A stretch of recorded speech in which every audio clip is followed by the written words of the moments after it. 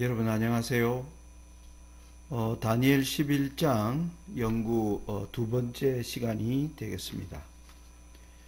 지난번 우리가 강의에서 다니엘 11장을 왜 연구해야 하는가, 그리고 또 11장이 상당히 난해한 내용으로 구성되어 있는데 어떻게 연구해야 할 것인가, 이러한 것에 관하여 말씀을 드렸습니다. 거기서 제가 제 개인적 경험으로 말씀드린 것은 다니엘 11장을 이해하기 위하여 다니엘 7장과 8장의 전개 방식, 그리고 8장을 이은 11장의 전개 방식을 먼저 이해하는 것이 중요하고, 그리고 다니엘 11장에 나오는 단어보다 문장의 맥을 파악하는 것이 중요하며, 그리고 이 다니엘 11장은 페르시아로부터 마지막 때까지 이르는 약 2500 역사의 흐름을 관통하고 있기 때문에 이 흐름에 관하여 이해하는 것이 또한 중요하다고 말씀을 드렸습니다. 그리고 가장 중요한 것은 이 예언의 모든 말씀은 순서를 따라 차례대로 기록되어 있음을 우리가 알면서 이제 연구를 시작하는 게 필요하겠습니다. 자, 그러면서 우리가 다니엘 11장의 내용을 읽어보니까 11장 5절부터 45절까지 다니엘 7장 8장의 내용 전개 방식과 다르게 전개되는 것을 보았습니다. 그 내용이 과연 그러면 다니엘 8장과 관련되어 있는 것인가 알려면 남방왕 북방왕으로 시작되는 5절부터 45절의 내용을 자세히 우리가 읽어보면 거기에 하나의 일관된 흐름이 있음을 보게 됩니다. 먼저 5절과 15절에는 남방왕과 북방왕이 대결하는 장면이 기록되어 있고요. 그리고 16절부터는 남방왕이 사라지고 북방왕이 24절까지 독주하며, 그리고 25절에 가서 북방왕이 남방왕을 침으로 다시 둘의 대결이 30절까지 진행되는 것을 보게 됩니다. 그리고 나서 31절부터는 다시 남방왕은 사라지고 북방왕의 독주가 기록되어 있고요.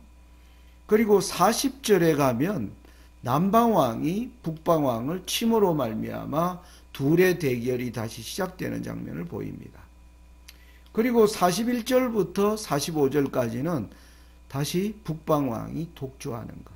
그래서 여기에 일관된 하나의 흐름을 통해서 알 수 있는 것은 11장 5절부터 45절을 관통하는 주인공은 북방왕임을 알게 되는 것입니다.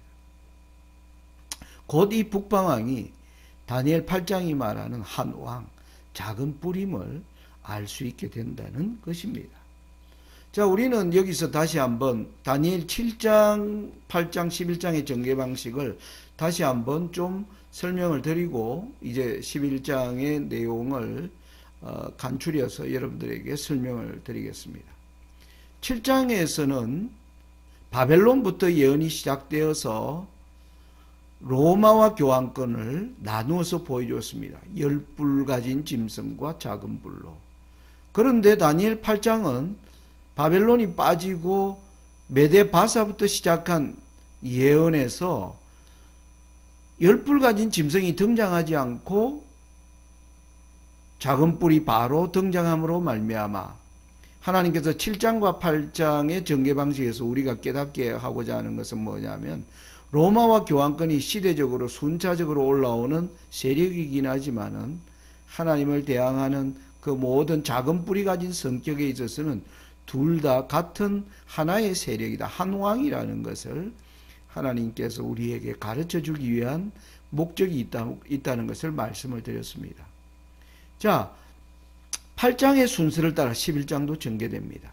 8장이 메데바사 헬라로 전개되는 것처럼 11장의 시작도 이 바사와 헬라로 진행이 됩니다. 그런데 8장의 순서와 또 다른 것이 8장에는 헬라가 등장하고 헬라에서 네 나라가 등장하고 그 사이에서 작은 뿔이 나오는데 11장은 그 이후에 작은 뿔이라는 단어는 어디에도 등장하지 않고 남방왕, 북방왕이 등장을 하는데, 우리가 남방왕, 북방왕을 자세히 이미 살펴보니까 북방왕이 주인공임을 알게 되고, 그래서 다니엘 8장에 등장하는 작은 뿔 한 왕은 바로 11장에서는 북방왕임을 말해주고 있는 것입니다. 그런데 11장은 다니엘 8장이 보여주지 않았던 것을 보여주는 것이죠. 또 하나의 조연, 바로 남방왕을 보여줌으로 말미암아 북방왕이 이 남방왕과의 관계를 통해서 어떻게 발전하고 어떻게 변화를 이루어가는지를 역사를 통해서 볼 수 있도록 하나님께서 그렇게 예언을 전개하고 있다는 점입니다. 우리가 이러한 관계를 잘 이해하고 이제 11장 2절부터 4절까지는 바사와 헬라에서 네 나라가 일어나는 이 모든 내용들을 우리가 잠시 훑어보고 진행을 하겠습니다. 2절에 보면 보라, 바사에서 또 새 왕이 일어날 것이요 그 후에 넷째는 그들보다 심히 부유할 것이며 그가 그 부유함으로 강화해진 후에는 모든 사람을 격동시켜 헬라국을 칠 것이며, 2절은 바사의 새 왕이 일어난다. 그리고 넷째 왕이 모든 군대를 격동시켜 헬라국을 친다. 바사에서 왕들을 어떤 역사가는 이렇게 고레스가 첫째 왕이고 캄비세스가 둘째 왕, 그리고 셋째를 스메르디스라고 기록하는 역사가도 있습니다. 실제로 스메르디스가 페르시아에 6개월 동안 왕이 된 적이 있기 때문입니다. 그런데 스메르디스는 정통적인 방법을 통해서 왕이 된 게 아니라 왕위를 찬탈하고자 음모를 꾸몄다가 결국 죽임을 당하면서 역사에서 사라집니다. 그건 뭐냐면 고레스를 이어서 캄비세스는 페르시아라는 영토가 여러분 굉장히 큰 영토입니다. 여러분 오늘날 이란에서부터 시작되는 인도까지 이르는 거대한 영토를 가진 이 나라가 바벨론을 점령하고 그리고 오리엔트를 통일하고요. 그리고 또 오늘날의 터키인 고대 트라키아 지방을 정복을 하고, 그리고 남쪽으로는 이집트의 나일강 문명까지 점령하는 굉장히 큰 나라입니다. 이 큰 나라를 세우다 보니까 페르시아의 왕들은 대부분 제위 왕위에 있을 때 전쟁을 치르느라고 왕궁을 비우는 일이 다반사였습니다. 특별히 캄비세스는 오리엔트 지역을 다 통일한 왕이었는데 이것을 통일하기 위해 약 6년 동안 왕궁을 비웠다라고 역사는 기록을 합니다. 이렇게 빈 기간 동안에 캄비세스의 형제 중에 이 왕자죠. 이 왕위를 찬탈하기 위하여 캄비세스가 돌아오지 못할 것이라는 소문을 퍼뜨려 왕위를 빼앗지만은 이후에 그것이 거짓임이 밝혀져서 스메르디스는 이제 왕위에서 쫓겨나는, 그래서 이 스메르디스를 세 번째 왕으로 말하는 경우가 있습니다만은 이 스메르디스를 세 번째 왕으로 보면 네 번째 왕이 다리오가 되는 것입니다. 그러면 이 2장의 예언을 적용하기가 어렵습니다.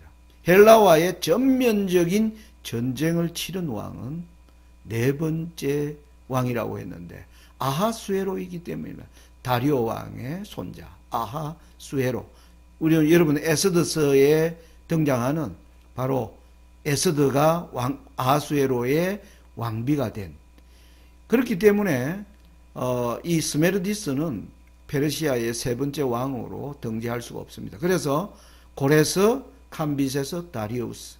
그래서 다리우스 이 세 번째 왕 때 사실은 이 헬라를 치기 위한 모든 만반의 준비를 갖춥니다.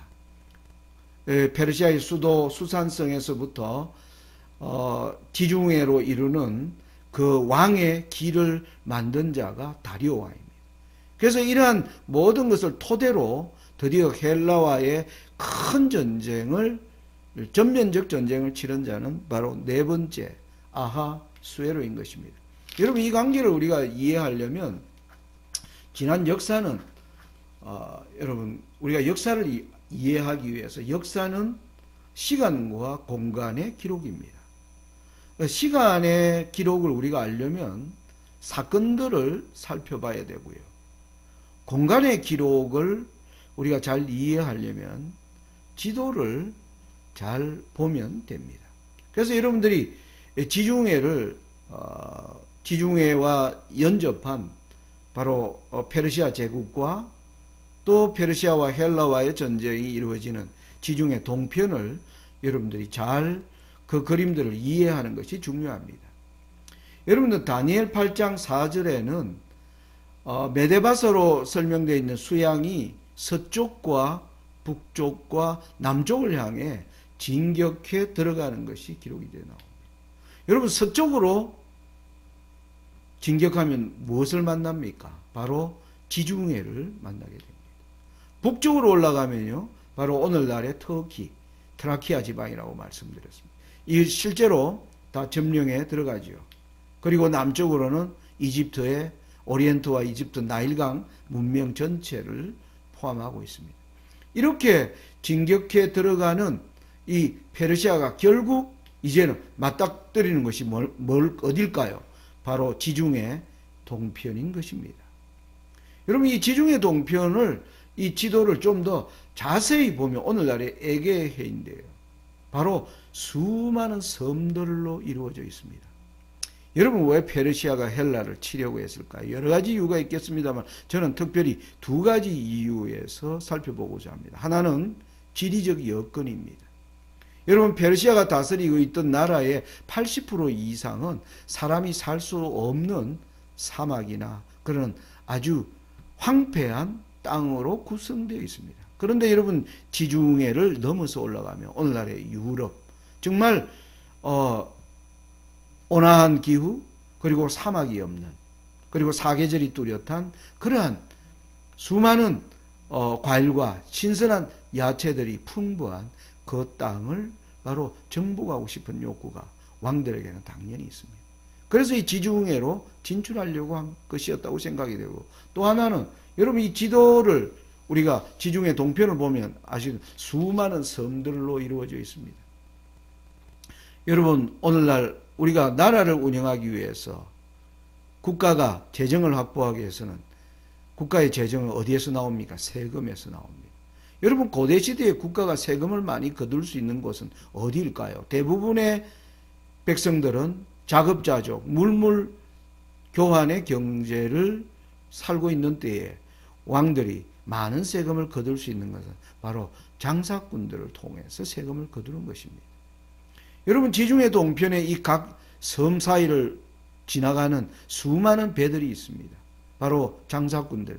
이 지중해 동편을 장악하면 거기에서 생겨나는 엄청난 수입이 있습니다. 그래서 특별히 아수에로는 이 지역을 이제는 장악하기 위해서 페르시아와의 대대적 전쟁을 벌이다 보니까 이 전쟁에서 결국 뭡니까? 바로 페르시아와 연합한 무리 그리고 그리스와 헬라와 연합한 섬들이 연합하면서 이 유명한 것을 델로스 동맹이라고 그럽니다. 거대한 세력이 올라오기 때문에 지중해 동편에 있던 수많은 섬들이 연합하여 페르시아와 싸우게 되는 일들이 생기게 되는 것입니다. 여러분 거기에서 헬라가 강자로 올라오게 된 것이에요. 여러분 이걸 이해하려면 오늘날 우리 한국 옆에 있는 일본이 여러분 대일본 제국을 만들었습니다. 여러분 오늘날 남태평양에 해당하는 중국으로부터 오늘날 말레이시아, 인도네시아, 필리핀 이 모든 이 바다들이 일본의 세력 안에 들어가게 된 것. 여러분 이 원인은 뭐냐면 먼저 그 당시 우리 대한민국은 바로 조선의 마지막 말기 고종 황제 대한제국의 마지막 때였습니다. 일본이 이 대한제국을 계속 호시탐탐 노리자 대한제국이 어디에? 대한제국 옆에 청나라에 도움을 요청합니다. 그래서 청나라와 일본이 조선을 두고 한판 싸움을 벌일 수밖에 없어요. 그런데 그 싸움에서 거대한 나라 청나라가 이길 줄 알았는데 작은 나라인 뭡니까? 일본이 청나라를 이깁니다. 그 이후에 조선은 러시아의 도움을 청합니다. 세계에서 가장 거대한 영토를 가지. 이 러시아의 힘을 요청하게 되자 다시 러시아와 일본이 한판 전쟁을 치르는 러일 전쟁이 일어나게 되죠. 이 전쟁에서 일본이 이기는 것입니다. 드디어 작은 나라가 굉장히 강한 나라가 되면서 일본이 태평양에 대한 전체적인 야욕을 가지면서 태평양 전쟁이 일어나는 것이죠. 여러분, 이 헬라가 거대한 페르시아와 맞서 싸우면서 이 전쟁에서 뭐 하는 겁니까? 이기기 시작하는 전쟁이 가장 최초의 승리의 전쟁이 여러분 잘 아는 마라톤 전쟁입니다. 이 전쟁에서 너무나 승리의 기쁜 이 거대한 나라와의 전쟁에서 이긴 장수가 42.195km를 달려가서 왕에게 보고한 그것이 오늘날 마라톤 전쟁으로 알려져 있습니다. 오늘날 아이러니하게도 오늘날 이 페르시아의 이 본거지는 바로 오늘날의 이란입니다. 이란은 지금도 올림픽에 마라톤 선수를 출전시키지 않습니다. 그것은 무슨 뜻일까요? 바로 마라톤이라고 하는 그 이름 자체가 바로 이란의 가장 치욕적인 역사를 상기시켜주는 단어이기 때문입니다. 아무튼 이런 마라톤 전쟁을 계기로 이후에 살라미스 해전이나 이런 전쟁에서 헬라가 이기면서 거기에서 헬라에서 뛰어난 장수가 등장하는데 그가 바로 알렉산더인 것입니다. 알렉산더는 드디어 침공에 들어오는 세력들을 막는 것이 아니라 공세적으로 페르시아가 닦아놓은 그 큰 길들을 직접 자기가 정복하러 나가는 바로 알렉산더의 동방원정, 약 9년 동안에 페르시아가 150년 동안에 걸쳐서 만들어진 이 거대한 영토를 9년 만에 통일하는 거대한 과업을 이루는 것입니다. 이러한 일들을 바로 헬라를 다니엘 7장 6절 표범, 빠른 짐승. 그런데 등에 뭐가 있다고요? 새의 날개. 굉장히 빠른 점령을 하나님이 설명하고 계시고, 다니엘 8장에는 이 헬라가 수염소로 등장을 하는데, 여러분 이렇게 나 수염소가 서편에서부터 와서 온 지면에 두루 다니되 땅에 닿지 아니하며 그 염소 두 눈 사이에는 현저한 뿔이 있더라. 여러분 예루살렘에서 보면 헬라는 어디에서 나왔습니까? 서편에서부터.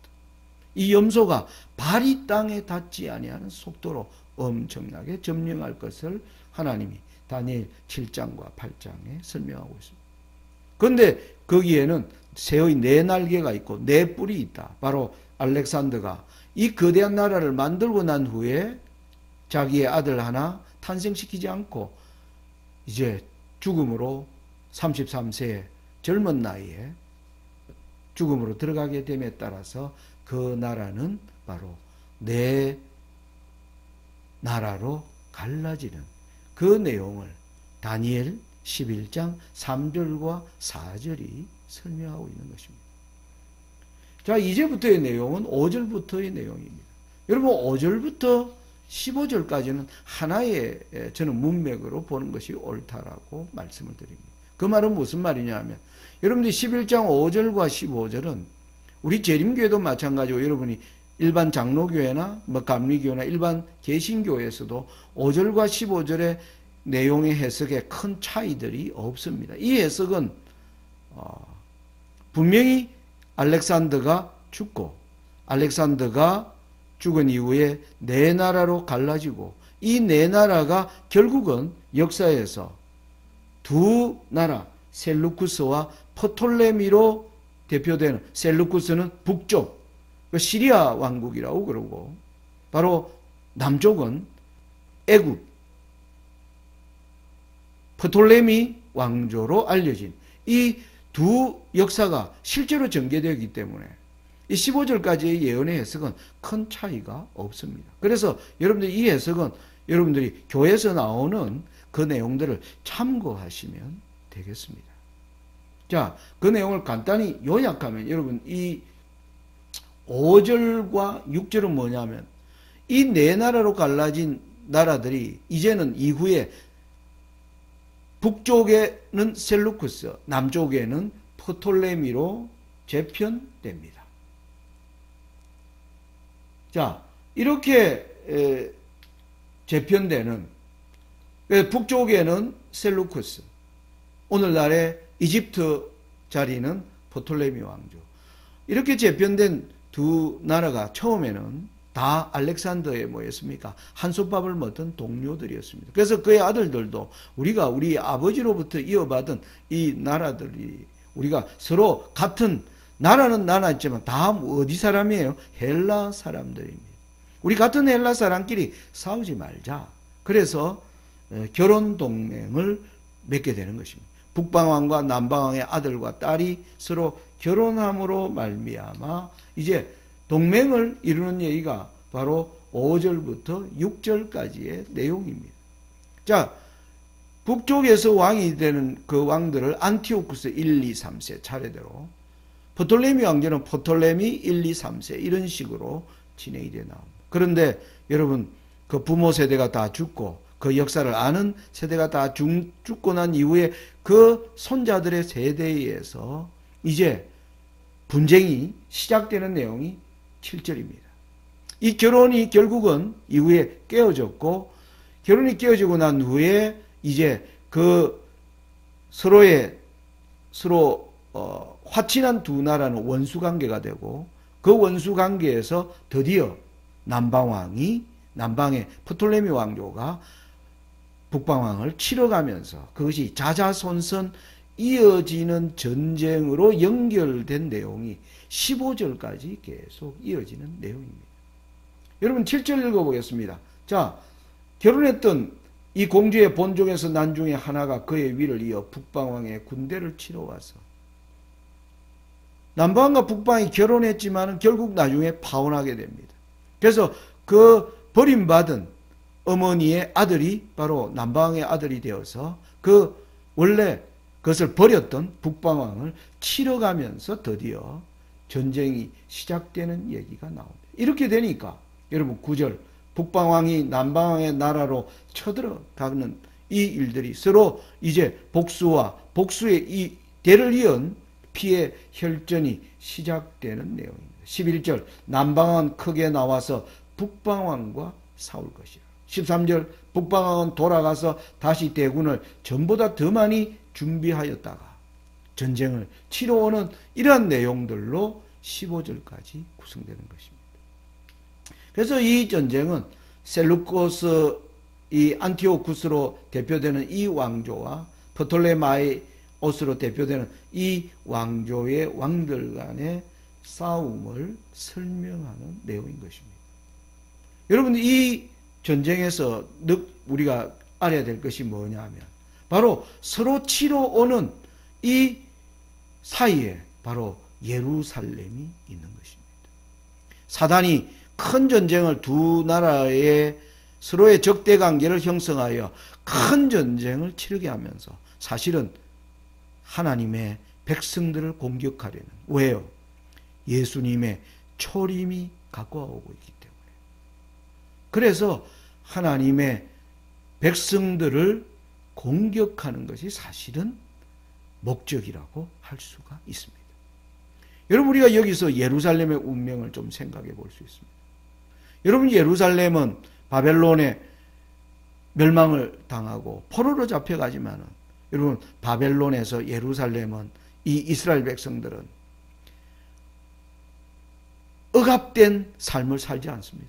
여러분, 바벨론의 총리가 누구였습니까? 다니엘이었습니다.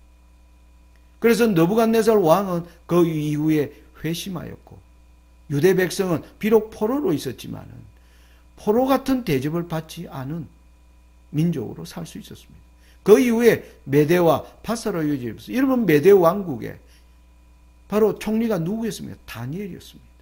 바사로 바뀌어졌을 때, 바사 고레스가 왕궁에 취임할 때, 이때까지 왕궁에 있었던 자가 누구였습니까? 다니엘이었습니다.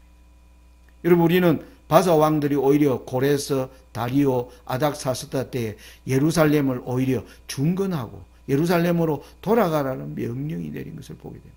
여러분, 바벨론 페르시아 시대에 예루살렘 이스라엘 백성들은 비록 포로의 상태였지만 포로로 억압받는 삶이 아니었습니다. 그들의 신앙의 자유를 누릴 수가 있었습니다. 그 이후에 알렉산더의 헬라로 바뀝니다. 알렉산더도 고레스 대왕의 유지를 받은 것으로 역사에 알려져 있습니다. 헬레니즘의 사상을 세상에 전파하면서도 각 민족들이 가진 그러한 특성들을 억압하지 않은 것이 바로 알렉산더입니다. 그런데 알렉산더가 죽고 이제 이 네 나라가 남방왕, 북방왕의 시대로 바뀌면서 이들의 적대 관계는 결국 예루살렘이 이제 그 사이에서 큰 어려움을 당하는, 요즘 여러분 코로나가 오면서 가장 많이 회자되는 얘기가 Party is over라는 용어입니다. Party is over, 잔치는 끝났다. 다른 말로 하면 좋은 시절은 끝났다 하는 것입니다. 바로 이스라엘 백성이 그랬습니다. 바벨론, 페르시아, 헬라를 거치면서 그들이 계속적으로 신앙의 자유를 누림으로 말미암아 그들은 하나님께 돌아가는 거대한 부흥과 개혁을 이루어야 하는 과업을 실제로 늦추고 지연시키고 관심이 없게 되었습니다. 드디어 좋은 시절이 지나갔습니다. 셀루쿠스 왕조와 프톨레미 왕조가 뭐하기 시작하면서 충돌하기 시작하면서 유대 교회는 바야흐로 고난받는 시대로 들어가게 된 것입니다. 여러분 오늘날 우리 시대를 보면 오늘날 기독교회가 교회가 주는, 국가가 주는 신앙의 자유로 얼마나 기독교회가 번성할 수 있었습니까? 여러분 미국이 주는 이러한 자유주의가 시작되면서 교회가 여러분 2차 세계대전이 끝나고 드디어 미국과 소련의 냉전 시대가 드디어 끝나고 미국이 주도하는 지난 30년 신자유주의가 도래하면서 교회는 엄청나게 뭐했습니까? 번영을 추구하죠. 이때 신교회가 엄청나게 타락한 것입니다. 지금 오늘날 교회는 엄청나게 타락한 것입니다. 그런데 여러분 이번 코로나가 오면서 전염병의 진원지가 교회라고 하는 이러한 세태에 몰리고 있습니다. 여러분 저는 이것을 어디에 비유하고 싶은가?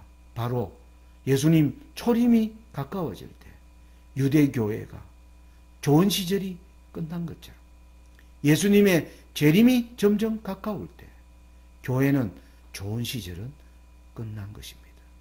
지금 우리는 이러한 역사의 흐름 가운데서 우리가 어떻게 준비하고 이 시대를 바라보아야 할 것인가? 여러분 오늘 저는 15절까지를 말씀을 드리고자 합니다. 이제 다음 편에서는 16절부터 드디어 이래서 이제 로마와 교황권이 어떻게 역사의 전면에 등장하는가를 살펴보고자 합니다. 다니엘은 하나님에 관해 이렇게 말합니다. 다니엘이 말하여 가로되 영원 무궁히 하나님의 이름을 찬송할 것은 지혜와 권능이 그에게 있음이로다. 그는 때와 기한을 변하시며 왕들을 폐하시고 왕들을 세우시며 지혜자에게 지혜를 주시고 지식자에게 총명을 주시는도다. 그는 깊고 엄밀한 일을 나타내시고 어두운 데 있는 것을 아시며 또 빛이 그와 함께 있도다. 여러분 오늘 우리에게 어떠한 때가 다가오고 있는지, 지난날의 때와 전혀 다른 때와 기한을 변개하시는 하나님의 거룩한 지혜 앞에서 우리가 예언을 연구하면서 하나님의 예언이 보여주는 빛을 따라 살게 되는 저와 여러분들이 되시기를 바라면서 말씀을 마칩니다. 감사합니다.